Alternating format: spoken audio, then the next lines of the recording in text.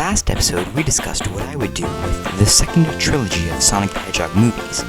One thing that I forgot to mention last time is that Sonic the Hedgehog 6, the adaptation of Sonic Heroes, is a success. Now that the second trilogy of Sonic movies is over, the creatives look to see what they'll do with the third one. They want to get creative with this third trilogy and explore crazy storylines.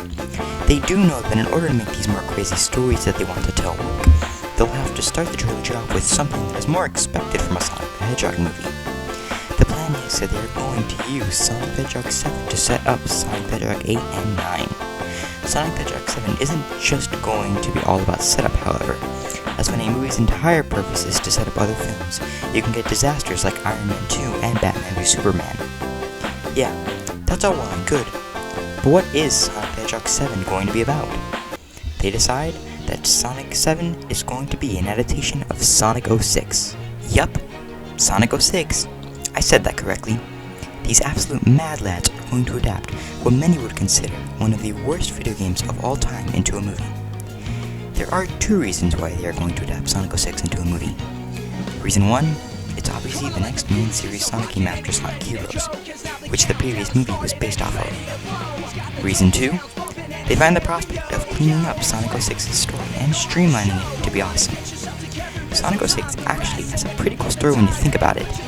It's the execution of that story, however, that ruins the whole thing. Also, this movie is being used to set up the next two, right? I mean, what about that whole concept? Well, there actually are a few changes made to the story of Sonic 06 in order to use it for this purpose. The first change is that the whole Princess Lease and Sonic romance is completely gone. Princess Lease is still in the movie, but she's just a captured princess that Sonic and his pals need to rescue. It's actually Sonic and Amy that get together in this movie. The second change has to do with the portal that allows characters to travel between our world and movies. One thing that is relevant to this movie, but that I completely forgot to mention last time, is that by the end of Sonic the Hedgehog 6, the portal stops working. This is because the power source that runs the portal has run out of energy. In the movie, there could be a small subplot about getting some sort of MacGuffin to power up the portal. The third change is one made to the end of the story. The events of the plot are erased, just like they are in the game, but because Sonic is holding the MacGuffin, it taps into what he wants most and restores the memory of the adventure to himself, Amy, and Princess Lease. Obviously, he wanted himself and Amy to remember what happened, but why Elise? Well, throughout the adventure she became really good friends with him. He wanted her to remember what happened so that she could continue to build her friendship with the group. The movie ends with Sonic and Amy's wedding. Keep in mind that by this point in the franchise, Sonic and Amy are both young adults and not teens anymore. The post-credits scene of this movie is Sonic and Tails actually placing the MacGuffin into the portal to power it up. They go through the portal and into Mobius, only to find that Longclaw's home is in ruins. Tails scans the house with a machine and determines that the damage done to Longclaw's house was caused by a storm that must have recently passed by the area. Sonic, not wanting Longclaw's house to be destroyed, uses his super speed to head back to Earth to buy all of the materials needed to repair the house. He then repairs the home at super speed. The two go back through the portal and into Earth. Now on to Sonic the Hedgehog 8. The movie opens on a montage of the plots of Sonic Advance 1, Sonic Advance 2, Sonic Battle, and Sonic Advance 3. At the end of the Sonic Advance 3 montage, we see that Eggman is arrested and put in prison. This montage is just to show the time has passed since the last movie. We learn that it's been a few years since Sonic has had an adventure. He's just happy. One day though, his peaceful life is disrupted. Sonic gets a call that tells him that Eggman is attacking a neighborhood in the town of Green Hill. Sonic says that he'll help, and he grabs Amy's hand as he speeds the two out of their house to go stop Eggman. Sonic is confused though. Isn't Eggman in prison? No matter. Whatever the case is, Eggman will be brought to justice the same way that he was before. Sonic and Amy arrive where Eggman is at, and the two find that Tails has already arrived there and is already battling the Mad Doctor. The two join in, and together the three defeat Eggman. We then cut to Sonic, Amy, Tails, and Eggman in Tails' workshop. Tails has hooked up Eggman to a machine. Using this machine, we'll be able to look through all of Eggman's memories, Tails states. Eggman yells and then begins deleting his own memories. The heroes panic and Tails creates a backup save of Eggman's memories. He remarks that the memory wiping would have gone from his earliest memory to his latest memory. Because the heroes were quick, it's really only early, useless memories that have been deleted. In order to figure out how Eggman escaped from his cell, the three heroes look through all of his memories. They see that Eggman can remotely transfer or duplicate his consciousness into extra bodies that he has laying around in a warehouse. One memory has Eggman combing through his old memories because he's bored. He then remembers something that happened in his youth. Frustratingly enough, the group find that what he was remembering was already wiped. Anyways, because he remembers whatever this memory is, Eggman transfers his consciousness into another Eggman body in the warehouse. But what about the body that he left behind at the prison? Surely, soon it will be noticed that he's gone and that all that is left of him there is an empty shell of himself. To solve this problem, he duplicates his consciousness and places that second Eggman into the body at the prison. He also gives that second consciousness a command, it being to blend in as though the second Eggman is the first Eggman. This command only lasts for a certain period of time though. The reason for this admittedly long but limited time frame is so that the second Eggman would eventually do something insane that would lead the heroes to being able to blow his cover. Something like, for example, breaking out of prison. By that point, whatever plan that the first Eggman has hatched would already be far enough into development that it wouldn't be a problem. Anyways, after this period of time is over, the second Eggman duplicates his consciousness and gives a command to the third Eggman. This command being to head to the prison and self-destruct so that the second Eggman could escape. Soon enough, there is a huge explosion at the prison and the second Eggman escapes. He begins attacking a neighborhood in the town of Green Hill. Sonic, Amy, and Tails stop him, etc., etc., etc. The gang look up from Tails' computer monitor and then at the second Eggman. Tails remarks that there's no connectivity between the different Eggmen. Once one is created, any new memories that they make are theirs and theirs alone. They do not all collectively know what each other is doing. Sonic asks Tails to analyze the memories again to figure out where the first Eggman wanted to go to. Tails looks back at the screen of his computer and looks through the memories again. He says, the first Eggman wanted to go to Mobius to find... Just then, Tails' attention is ripped away from the screen as the second Eggman begins to scream about how he is going to unwillingly be self-destructed in 10 seconds. Sonic, using his super speed, gets Amy, Tails, and himself out of Tails' workshop just in time. After the explosion, Tails says, apparently, there is connectivity between the different Eggmen. The first Eggman can see and know what the rest are doing. Sonic asks, why didn't he explode the second Eggman sooner then? Tails responds, it's probably due to the fact that he has to manually check in order to see what they are doing. He's probably really busy with whatever evil scheme he's cooking up. Sonic asks Amy if she remembers where the warehouse full of Eggman bodies is. She tells him and he runs over to the warehouse so that he can destroy it. Once inside, he sees that it's not only filled with Eggman bodies, but also a machine that crafts Eggman bodies as well. He destroys all of the Eggman bodies as well as the machine that crafts Eggman bodies and runs back to Amy and Tails. From there, the group of three head to the portal. Sonic says that he's going to go to Mobius and figure out whatever evil scheme Eggman is planning.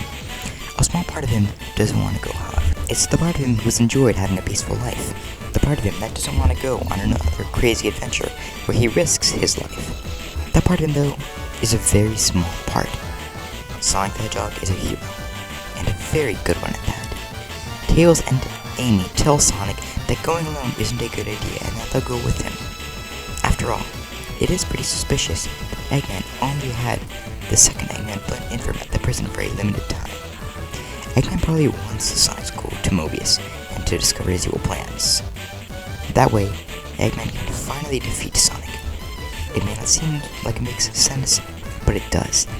Eggman could just do whatever evil scheme he wants to do in private without Sonic knowing. But that's not the way that Eggman rolls.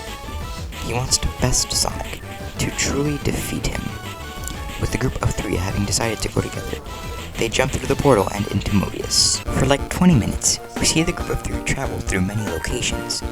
As for the specifics of what locations they actually are at during this 20-minute span, I don't care. This is really just to display character moments. It's to show the relationships between the characters and how they interact. It's to allow the audience to buy into their relationship and to care about what happens to these characters. After these integral character building scenes, the group of 3 arrive at what looks to be some sort of abandoned temple plateau. The architecture is beautiful, but its abandoned nature makes the group of 3 uncomfortable as they slowly and silently walk across it. A group of Mobians, obscured by total darkness, seem to appear out of nowhere as they step atop the temple plateau and close in around the group in a circle formation. The group of 3 worry for a moment. This group of Mobians that is obscured by total darkness could be powerful for all they know. One of the members of this mysterious group steps into the light and says, "Sonic?" The entire group runs forward and begins hugging Sonic. Sonic is confused and asks the group of Mobians to explain who they are. "We're your family, Sonic," someone in the group says. Yeah, his family. I think that a lot of these movies have been focused on Sonic's family. Because of this, I think that having Sonic meet his biological family is a really interesting concept. Anyways, the entire family introduces themselves to Sonic.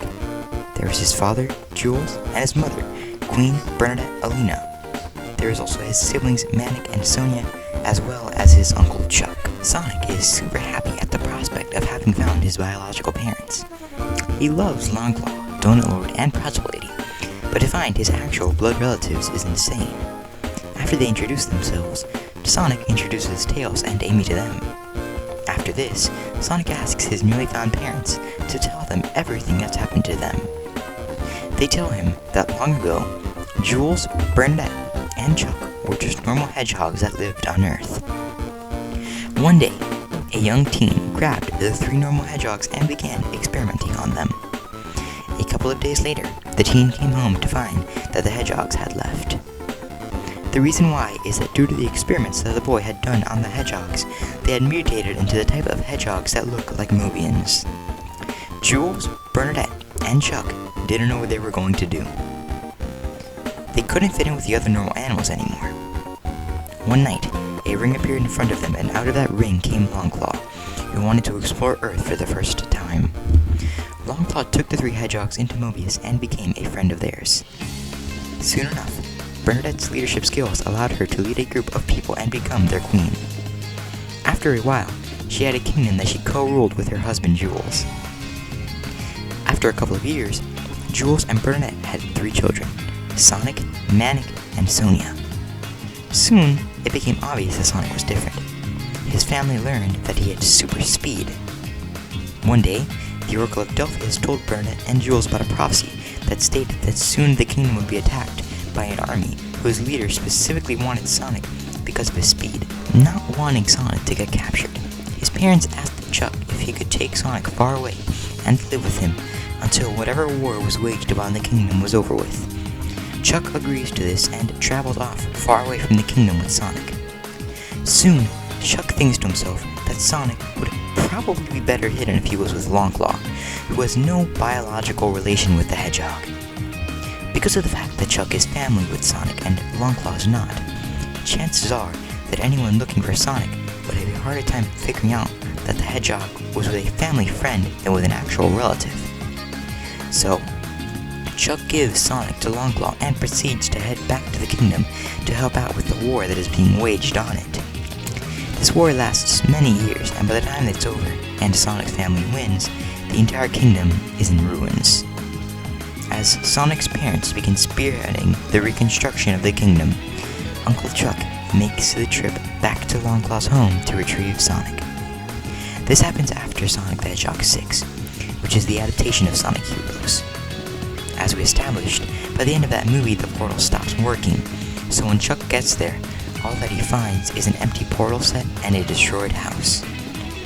This is because at that time, recently, a violent storm had come through the area and had broken down Longclaw's house. After seeing the house destroyed like this, and no trace of Sonic or Longclaw, Chuck determines that the both of them must be dead. With a heavy heart, Chuck returns to the kingdom and delivers the somber news. Sonic's entire family is devastated. Some time passes by before Eggman shows up at the kingdom. Remember that the heroes couldn't figure out the reason why Eggman was going to Mobius because the memory that prompted him to go there was already erased?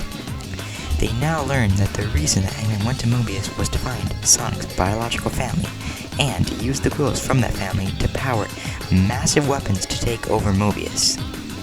Sonic's family are able to escape from the kingdom. The kingdom's recently started reconstruction is halted by Eggman, who decides to destroy the kingdom while he's there just for fun. Ever since then, the family has been laying low and avoiding Eggman's grasp. Soon enough, they stumble upon a temple plateau and find Sonic, Amy, and Tails, etc., etc., etc. "Wow!" Sonic exclaims. Jules tells the group that they should probably get a move on, seeing as staying in one place would make it very easy for Eggman to find them. Sonic says that there's no need for the family to run anymore, as with his super speed he'll be able to stop Eggman. "Oh really?" states a voice coming from behind the group. The heroes look back only to find that Eggman has found them. Eggman begins to monologue about how he was the teenager who experimented on Jules, Bernadette, and Chuck. At the prison, Eggman had remembered experimenting on the 3 hedgehogs. That's the reason why he went to Mobius, because he wanted to harvest the quills from Sonic's family to create powerful weapons to take over Mobius. Sonic sarcastically states, "We already know your full plan, Egghead." Sonic then charges at Eggman and the final battle commences. Sonic, Amy, Tails, Jules, Bernadette, Chuck, Sonia, and Manic all attack Eggman and pin him to the ground. They all take notice that Eggman stops resisting. Sonic says, "No, it can't be. I destroyed the warehouse that had all of the extra bodies in it." A ship flies above the group and drops Eggman down to the ground from it. He transferred his consciousness from the body that the group was fighting to the body standing right in front of them now. That body, which is now in an attack position, managed to drop from the sky and land on the ground without sustaining any damage. Eggman's a robot, alright, and one capable of insane evils. The heroes vanquish Eggman over and over again, but each time he's defeated, he transfers his consciousness into another body in the ship and drops down to the ground and continues fighting. The heroes begin to get exhausted, and Tails tells the group to continue battling the Mad Doctor while he and Sonic prepare something that will end this all-out assault. Tails tells Sonic to take him to Earth, and Sonic does just that at super speed. Once there, Tails asks Sonic to get him a list of materials and Sonic complies, delivering the goods to Tails in a speedy manner. Using these materials, Tails creates an explosion device. Sonic zooms Tails back to Mobius, explosion device in hand, and Tails tells Sonic to grab onto his arms. Tails flies Sonic up into the air and launches Sonic onto the ship. Once inside, Sonic plants the explosion device, sets it up to detonate, and jumps off of the ship right before it explodes. Sonic falls through the sky and is caught by Tails right before he hits the ground. Eggman, who is once again pinned to the ground by Jules, Bernadette, Chuck, Amy, Sonia, and Manic, stops resisting.